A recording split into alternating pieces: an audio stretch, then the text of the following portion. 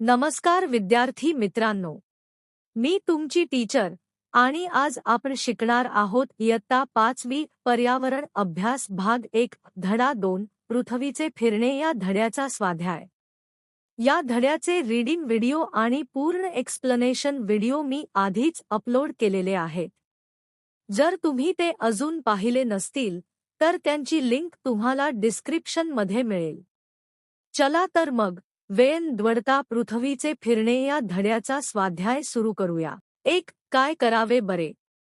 अमितला त्याच्या आजीला घेऊन ऑस्ट्रेलियाला जायचे आहे.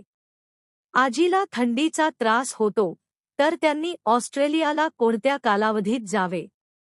उत्तर: त्यांनी आपला प्रवास मार्च ते सप्टेंबर या काळात करावा, कारण त्या काळात दक्षिण गोलार्धात उन्हाळा ऋतू असतो. 2. जरा डोके चालवा. पृथ्वीच्या एका परिभ्रमणात तिची किती परिवलने होतात? उत्तर: पृथ्वीचे एक परिभ्रमण 365 दिवसांत पूर्ण होते. पृथ्वीला एक परिवलन पूर्ण करण्यासाठी एक दिवस म्हणजे 24 तास लागतात. म्हणजेच पृथ्वीच्या एका परिभ्रमणात तिची 365 परिवलने होतात. अरुणाचल प्रदेशातील इटानगर येथे सूर्योदय झाला आहे. पुढील शहरांमध्ये होणाऱ्या सूर्योदयाचा क्रम त्यापुढे लिहा. मुंबई, महाराष्ट्र, कोलकाता, पश्चिम बंगाल, भोपाळ, मध्य प्रदेश, नागपूर, महाराष्ट्र. उत्तर: कोलकाता, पश्चिम बंगाल, भोपाळ, मध्य प्रदेश, नागपूर, महाराष्ट्र.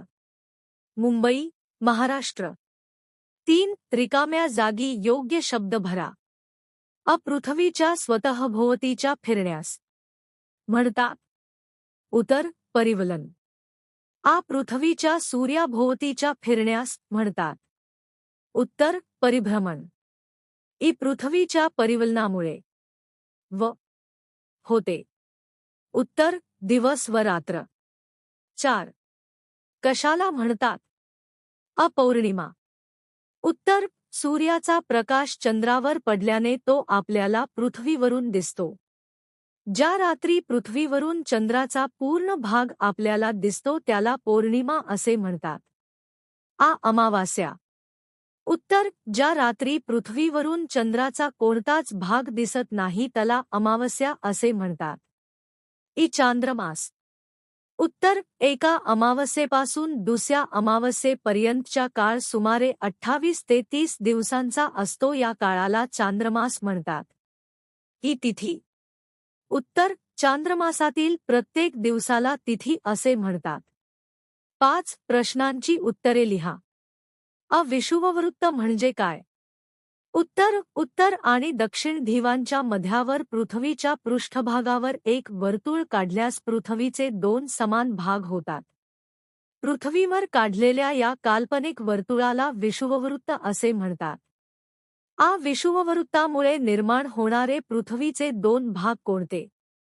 उत्तर: विषुववृत्तामुळे निर्माण होणारे पृथ्वीचे 2 भाग उत्तर गोलार्ध आणि दक्षिण गोलार्ध हे आहेत.